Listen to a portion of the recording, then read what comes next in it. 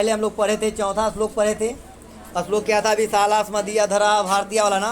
तो एक बार श्लोक को फिर से पारायण कर लेंगे, ठीक है। और इसके बाद हम लोग जो है इसकी व्याख्या कर देंगे, उसके बाद अगले श्लोक में जाएंगे। पढ़िए जरा। विशाला स्मदीय धरा भारतीय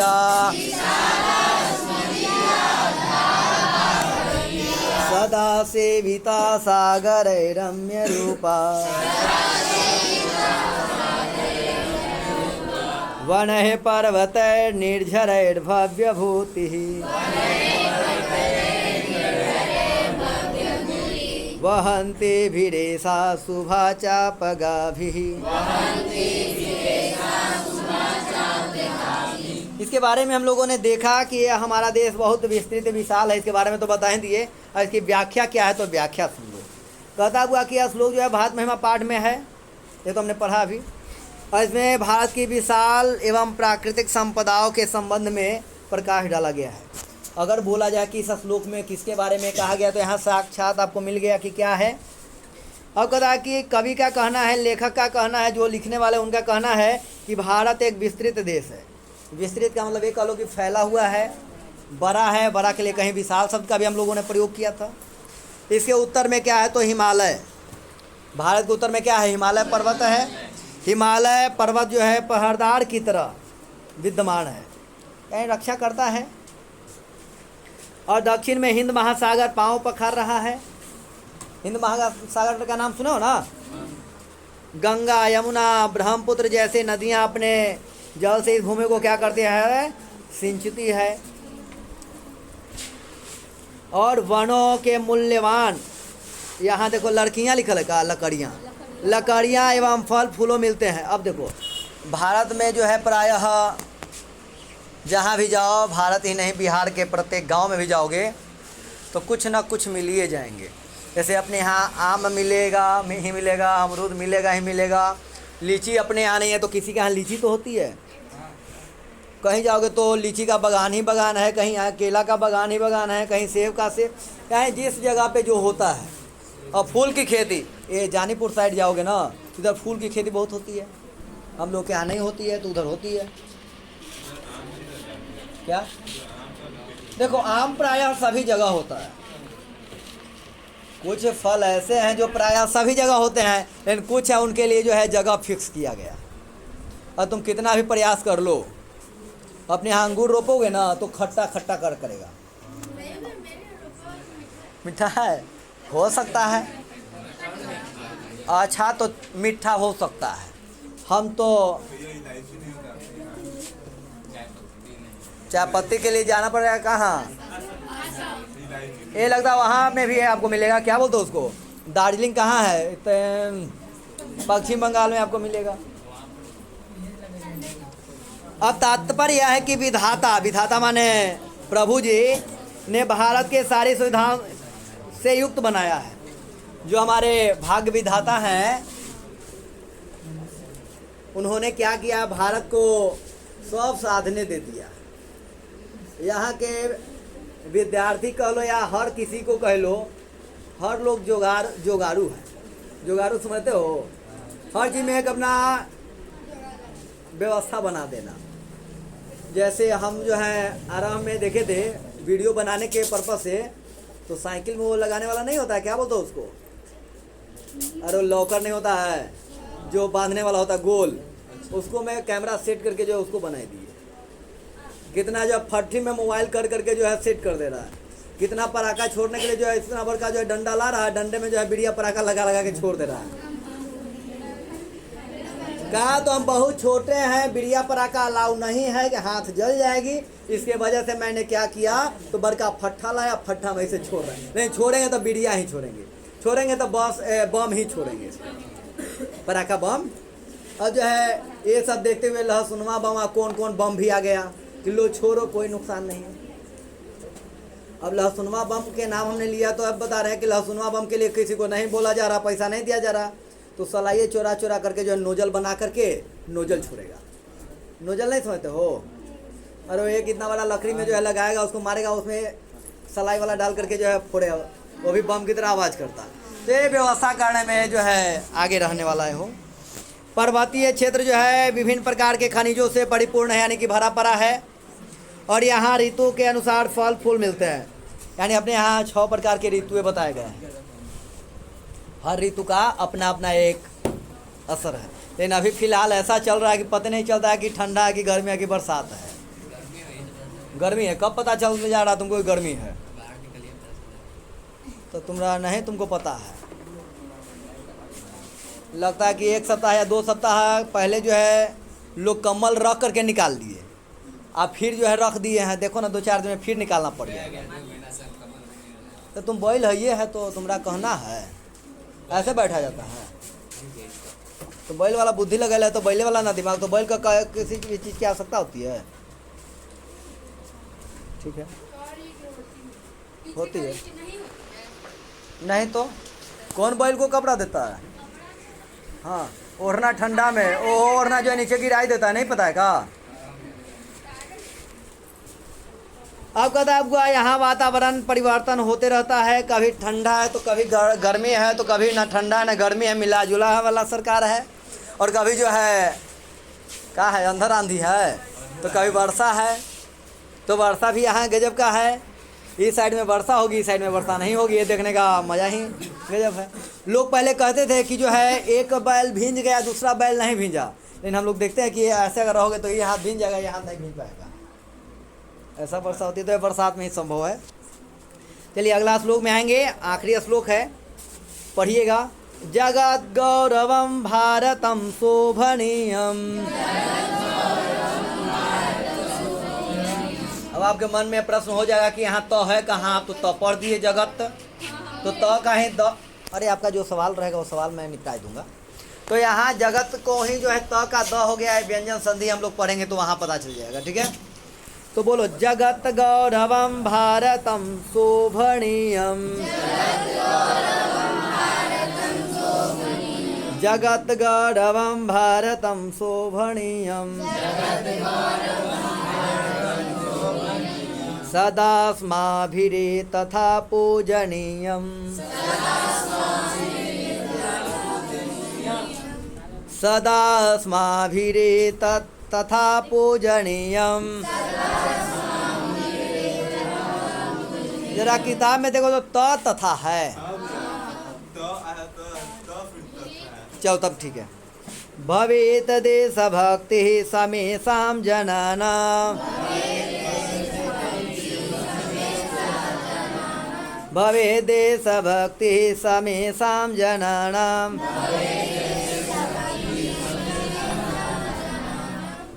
काहे नहीं बोल रहे हैं? तो बैठते वहाँ काहे हो? ए सलोनी, तुमको और कहीं जगह नहीं मिलती है? बीच में उसको बैठा पूजा को। तुम बीच में बैठ जाओ। भवेत देशभक्ति समेषां जनानां। परादर्श रूपा सदा वर्जनीया।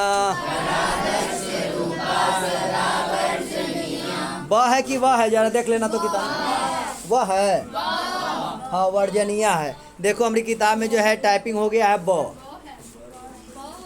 अरे इस किताब में ब है ना, लेकिन इस किताब में जो है ना वह है, तो वह पढ़ लेना है। अशुद्धि कहीं कहीं टाइपिंग हो गई है तो इसके लिए कोई बात नहीं। परादर्श रूपा सदा वर्जनीया। जगत गौरवम भारतम शोभनीयम। सदा स्माभिरेत तथा पूजनीयम। भवेत् देशभक्ति समेषां जनानां। परादर्श रूपा सदा वर्जनीया। प्रायः पढ़ने आ रहा है ना, तो आविष्कार किया जाए। अरे हाँ या ना? किसी कोई ऐसा भी है जिसको पढ़ने नहीं आ रहा है? कब हुआ? बोला आ रहा है तो एक बार आओ पढ़ ले, बोल जाए। जगत गौरवम भारतम शोभनीयम। सदा अस्माभिरेत तथा पूजनीयम् भवेत् देशभक्तिः समेषां जनानां परादर्शरूपा सदा वर्जनीया। हमारा देश का नाम क्या है? तुम्हारा देश का नाम क्या है? तो हम सबका देश का नाम क्या है? मैं भी भारतवासी, तुम भी भारतवासी, तो हम कहो कि हम सब भारतवासी। क्या है? हम सब। अलका को छोड़ के देखो, एक बात मैं यहाँ समझा दे रहा हूँ, आप सब समझ जाओ। कोई पागल ये नहीं कहता कि मैं पागल, वो कहता कि तुम पागल। तो अगर जो अलका को बोल रहे हो कि तुम भारतीय नहीं हो, इसका मतलब है कि तुम खुद भारतीय नहीं हो। मैं जो बोलता हूँ बात को समझ लो। कोई पागल आए तो कहा कि मैं पागल नहीं, वो कहता तू पागल, हम पागल ना तू पागल। तो एक देशवासी दूसरे देशवासी को कह रहा है तू देशवासी ना तुम विदेशवासी, इसका मतलब वो खुद है विदेशवासी। ठीक है, आगे चलिए। तो यह भारत देश हमारा क्या है? पूजनीय है। क्या हुआ? कौन देश पूजनीय है? शोभनीय कौन है? और विश्व का गौरव कौन रहा है? यहाँ कहता है कि सभी लोगों की देशभक्ति क्या है? आकर्षणीय है। क्या है? हमारे यहाँ 60 साल के उम्र में भी लड़ने वाले योद्धा हुए। नाम बता सकते हो क्या? बाबू वीर कुंवर सिंह बिहार के ही थे। जगदीशपुर गांव का नाम था। आरा जिला लगता है उनका है। समझो 60 साल में लोग जो हैं, अधिकतर लोग जो हैं लाठी ले लेते हैं। एक हाथ तो कटा था, वो मार करके जा रहे थे तब। और जो है पटना से तो जा रहे थे, पटना से ही जो है जा रहे थे तो गंगा नदी पार कर रहे थे। जो है कोई जो है वो अंग्रेजा मार दिया तो लग गया, तो लगले जो है निकाल के काट लिया। एक बात बताओ, हम लोग को चींटी काट लेती है तो कितना तकलीफ होती है। गोली लगा हुआ तो अपने से कैसे काट लिए होंगे। अगर फुंसी आपको हो जाए तो अगर दबाओगे उसमें से रिम निकलता है, फिर भी तुम क्या यानी कितना डर लगता है। तुम जो है उसको बहुआ जैसा कर रहे हो, और हाथ काट लेना कितनी ये है। गंगा जी में योद्धा कहता है। वैसे ही एक योद्धा को मैं जानता हूँ जिनका नाम था चंद्रशेखर आज़ाद। भारत में तो एक ही व्यक्ति तो आज़ाद ही हुए जिनका नाम है चंद्रशेखर आज़ाद। कहे कि हम तोड़ गोली से मरेंगे। 3 गो लगता है कि अंग्रेज था, ये बेचारे अकेले थे। इनके पास 1 गोली है, तो 1 गोली से 1 हो के तो मार देते तो कन्फर्म है। अब मूवी में वाला नहीं ना कि 1 गोली मारे तो तीनों में लगते हुए पार हो जाएगा, ऐसा तो हो नहीं सकता। वो जो है केवल मूवी में ही ठीक लगता है कि 1 गो मारेगा तो 1 2 4 5 गो के लग जाएगा, संभव नहीं है। अब देखे कि 1 गो के मार देंगे तो 2 गो है, 2 गो मिलकर हमको मार देगा। तो पहले ही क्या किए क्या वही पहले कहे थे, क्या कहे थे? दबदबा था, दबदबा है और दबदबा ही रहेगा। वही पहले कहे थे कि आज़ाद थे, आज़ाद हूँ और आज़ाद ही रहूँगा। अपने से मार करके उड़ा लिए। तो देशभक्ति इनकी है ना हो। और श्रेष्ठ आदर्श स्वरूप है। कोई शांति का पाठ पढ़ाते हैं तो पूरा दुनिया को शांति में ही कर देते हैं। या तो तुम महात्मा गांधी का नाम ले लो या भगवान बुद्ध का नाम ले लो। शांति का प्रतीक तो भगवान बुद्ध का ही जाता है। तो शांति का पाठ पढ़ा दिए सारे दुनिया को। क्या? और अशांति का अगर बात कर लो तो वैसे भी हमारे यहाँ थे। भगत सिंह का नाम ले लो, ऐसे कई अनेक हैं। अब सब लोगों का नाम स्मरण थोड़ी ना आता है। सुभाष चंद्र बोस देख लो, कितना बढ़िया इनका जो है जॉब वगैरह हो गया। उसके बाद हमको जॉब नहीं करना है, हमको लड़ना है। कैसे कैसे योद्धा है। तात्पर्य है कि हमारी देशभक्ति इतनी श्रेष्ठ होगी विश्व से उदाहरण के रूप में ले। विश्व जो है पूरा विश्व भारत से सीखता है। आज सीखता है कि नहीं सीखता मुझे नहीं पता, लेकिन कभी सीखा करता था। आप जो नाम सुने होंगे, जो विश्व में विख्यात नाम है नालंदा विश्वविद्यालय। यहाँ एक जो है विदेशी पढ़ने के लिए 7 बार परीक्षा दी थी। 7वें बार में उसका सिलेक्शन हुआ था। जैसे होता है ना कि कोई भी, जैसे आप विद्यालय वगैरह में जाते हो तो पहले एक एंट्रेंस बोलते हो उसको ना, परीक्षा होती है, वो आप पास करते हो, उसके बाद ही आपको जो है नामांकन होता है, एडमिशन होता है। वैसे ही एक विदेशी आया 6 बार आया बेचारा का, नहीं हुआ। और वो परीक्षा लेने वाले कौन हुआ करते थे? तो जो वहाँ के गार्ड होते थे। गार्ड मतलब जो द्वार पे रहते हैं, द्वारपाल जिसको कह सकते हो। तो समझ लो कि द्वारपाल जब किसी को 6 बार फेल कर सकते हैं तो कितना बड़ा विद्वान होंगे। अगर द्वारपाल इतना बड़े विद्वान हैं तो उसमें पढ़ाने वाले गुरु कितने बड़े विद्वान होते होंगे? अनुमान लगाने का चीज़ है। अरे मैंने सुना है, वहाँ गया था, राजगीर बोलते हो ना, नालंदा गए थे घूमने के लिए, तो वहाँ एक गाइड होता है। गाइड वो सारा इतिहास बताता है। तो समझ लो क्या अद्भुत है। तो भारत ऐसी थोड़ी है। अब यहाँ जो है आर्यभट्ट नाम आपने सुना ही होगा। ये क्या, किसका निर्माण किया है? शून्य का निर्माण कर दिए। शून्य के बिना जो है पूरा गणित जगत क्या है, अधूरा है। पाणिनि जो है अपना भारत से ही है। कात्यायन ले, हाँ गजब हाल है। जीरो अंग्रेजी में है, शून्य जो है हिंदी में है।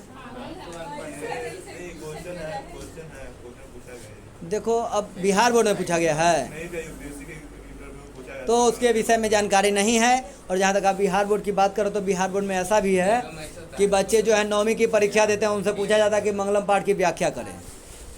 उनसे ऐसा ही प्रश्न आता है। तो मैं विशेष कुछ नहीं बोलूँगा। तो आर्यभट्ट का नाम आपने सुना, पाणिनि का नाम सुन ही लिया, और पतंजलि का नाम आपने सुना ही होगा। ये सभी लोग कहाँ के हैं? सब भारत के हैं, सब भारत देश के ही हैं। तो समझो कि हमारा भारत देश कैसा रहा होगा। अब भारत के प्रथम जो है राष्ट्रपति जो बने वो भी बिहार के ही हैं। तो बिहार इसलिए खूबसूरत है। और बिहार में सारण के थे, जीरादेई नामक उनका गांव था, ऐसा करके। नरेंद्र मोदी गुजरात के हैं, गांधी जी गुजरात के ही हैं। हाँ, मुझे जानकारी नहीं है। चलिए, तो ये सब के वजह से जो है हमारा देश क्या हुआ, महान तो है, था हो, शोभनीय है, क्या नहीं है, सुंदरता है कि विद्वानों का खजाना यही है। हर चीज़ का शोधकर्ता भारत से ही है। संस्कृत जगत जो है भारत से ही आरंभ हुआ है। संस्कृत की बात जहाँ आरंभ होती है तो संस्कृत और संस्कृति कहाँ से है? भारत से ही है। आज पूरे दुनिया इसे अपना रहा है, लेकिन कहाँ की है? भारत की ही है। आज जो है छठ पूजा भी विदेश में भी होना आरंभ हो गया है, आपको पता होनी चाहिए। तो कहाँ? वो खासकर बिहार से ही है। और बिहार से देखो पूरे दुनिया में जा रहा है। चलो आगे नहीं बोलने को। अब जो यहाँ तक बातें समझ में आ गई, ठीक है। अब कहता है बुआ, इसकी व्याख्या क्या है कि यह श्लोक जो है कहाँ है? भारत महिमा पाठ में तो आपको पता है। अब इसमें कहा गया देशभक्ति की विशेषता पर प्रकाश डाला गया है 5वां श्लोक में। कवि कहते हैं कि हमारी देशभक्ति इतनी उत्कृष्ट हो कि विश्व आदर्श रूप में माने, यानी हमसे कुछ सीखे। हमारा आचरण इतना आदर्श और श्रेष्ठ हो कि संसार से इसको देखकर क्या हो जाए? नतमस्तक हो जाए, यानी झुक जाए। हमारे भगवान बुद्ध का नाम लेकर के जो है, नाम सुन करके लोग झुकता है कि नहीं झुकता है? अरे हाँ या ना? हाँ। गुरु नानक का नाम सुनकर नहीं झुकेगा हो? हाँ। और कहता है कि देशभक्ति उत्कृष्ट भावना हो, और क्या कहा? देश का गौरव रक्षा के लिए तन मन धन से समर्पित हो। बहुत सारे व्यक्ति ऐसे हैं जो तन मन धन से क्या है? देश के लिए समर्पित हैं। आदर्श आचरण के कारण हमारा देश क्या हो? शोभनीय तथा पूजनीय बना रहे। कभी सोने की चिड़िया भी भारत को कहा करते थे, क्योंकि भारत का अपना आदर्श विचार है जो सदा क्या है? तो सबका पूज्य रहा है। कल ही तो बताया थे ना कि सर्वे भवन्तु सुखिनः सर्वे सन्तु निरामया, भारत की ही युक्ति है। कवि की हार्दिक कामना है कि हमारे देश के सभी लोग आदर्श को कायम रखें। एक और आपको नाम हम छोड़ रहे हैं, जब कि अभी मुझे स्मरण में आया, स्वामी विवेकानंद का नाम आपने सुना होगा। जब अमेरिका में जा कर के इन्होंने केवल इतना ही कहा, भाइयों एवं बहनों, मैं आप सबको प्रणाम करता हूँ या नमस्कार करता हूँ, देखो कि ताली का बौछार लग गया। और समझाने के मामले में सबसे अग्रणी रहने वाले थे। कि इसी ने इन्हें कहा कि मैं ईश्वर को नहीं मानता हूँ। तो ऐसा उसको जवाब दिए कि सुनकर दंगे रह जाओगे। कहे कि काहे नहीं मानते हो? तो ईश्वर होते तो बोलते नहीं, हमसे बतियाते नहीं। तो कहे कि सही बात है, तो उसके दादा पर बाबा का, वो राजा था, दादा पर बाबा का फ़ोटो लगा हुआ था। कहा कि वो फ़ोटो उतारो, तो उतारा, नीचे रखो तो रखा, कहे कि थूको, तो कहे ये हमारे बाबा हैं, पर बाबा हैं, छर बाबा हैं। तो पर बाबा हैं तो बुलाओ पर बाबा के हम बात करेंगे। तो बहुत अच्छा शिष्य हुआ था उनका। अब बताओ, फ़ोटो में तुम्हारे दादा हैं, अपर बाबा हैं और छर बाबा हैं, तो बोल नहीं रहे, इसका मतलब वो नहीं है। ईश्वर का भी तो हम लोग प्रतिमा देखते हैं, ये समझा दिए। अब एक बार की बात है, पूरे ग्रंथ सरियाया हुआ था, तो लोगों ने इन्हें कहा कि देखो और सबसे नीचे, संयोग की बात, हमारा श्रीमद् भगवद गीता सबसे नीचे रखा हुआ था। अब बाकी सभी का जो है धर्म ऊपर रखा हुआ था, धर्म की किताब पुस्तकें। तो सब ने हंस दिया कि देखो तुम्हारा धर्म सबसे नीचे है ना। तो हम लोग क्या करते हैं, हम लोग जो है मुँह बना लेते। उन्होंने क्या किया पता है, वो नीचे वाला भगवद गीता को खींच दिए। अब नीचे का भगवद गीता खींचाने का मतलब कि पूरा भरभरा के सबके ग्रंथ गिर गया। अब कहें कि हमारा धर्म का जो ग्रंथ है उसी ग्रंथ पे तुम्हारा सबका ग्रंथ टिका हुआ है, हमारा धर्म है इसी पर सबका टिका हुआ है, ना तो सब सर्वनाश तुरंत हो जाएगा। बजाओ ना ताली उनके लिए, तालियों में दम नहीं है। अरे अपने लिए नहीं, स्वामी दयानंद के लिए नहीं, स्वामी दयानंद के लिए बना लो, वो भी एक काम किए हैं, समाज उद्धार वाला काम। बजाओ उनके लिए ताली। ये नहीं बजा रहा। युवा दिवस किनके नाम पे मनाते हैं? स्वामी बजाओ ताली। तो समझो कि ऐसे ऐसे महान हमारे देश में हुए हैं, ऐसे समझा दिए, निपटा दिए। नहीं तो आप क्या समझा पाते? आप तो ये नहीं कहते, आपको अगर कोई नीचा दिखाने का प्रयास करता है तो आप कहते हो कि आप वहाँ तथ्य खोजते हो। अरे उसका सलूशन अपने पास रखो ना, तुरंत उसका हिसाब किताब लगाए दो। एक और है, किसी ने कहा कि भारत का सबसे पवित्र नदी कौन है, तो सभी लोगों ने प्रायः गंगा ही बोला। तो पता है स्वामी विवेकानंद जो थे, एक गंगा नहीं बोलकर कोई और नदी का नाम लिए, कोई और नदी का नाम ले लिए। तो लोगों ने हंसा कि सारे लोग जानते हैं कि गंगा जो है पवित्र नदी है। तो उन्होंने क्या जवाब दिया होगा बता सकते हो? उन्होंने कहा कि गंगा तो हमारी माई है, नदी आप कह कैसे सकते हैं? गंगा हमारी माई है, वो नदी आप कैसे कहते हैं? गंगा हमारी माई है। सारे लोगों को चुप भी करा दिए। तो ऐसे थे हमारे स्वामी विवेकानंद। उनके लिए एक बार और बजाओ ताली। आप वीडियो देख लिए हो तो विवेकानंद नहीं, क्या विवेकानंद बोल रहे हैं ना, स्वामी विवेकानंद के नाम पर जो है आप क्या करिए, सब्सक्राइब कीजिए। हमारे नाम पे नहीं, स्वामी नहीं हो, इच्छा तो कीजिए, नहीं करना है तो वीडियो देखिए, कमेंट करिए, लाइक करिए या ना करिए। मिलते हैं अगले एपिसोड में, तब तक के लिए।